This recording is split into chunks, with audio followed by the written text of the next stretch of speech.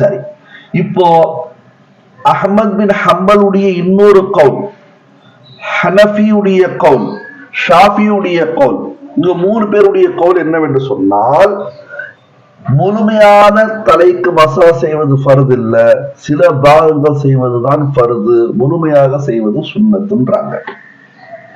இது ஒரு கருத்து. 2 விதமான கருத்து ஆயிடுச்சு. 3வது கருத்தும் இருக்குது.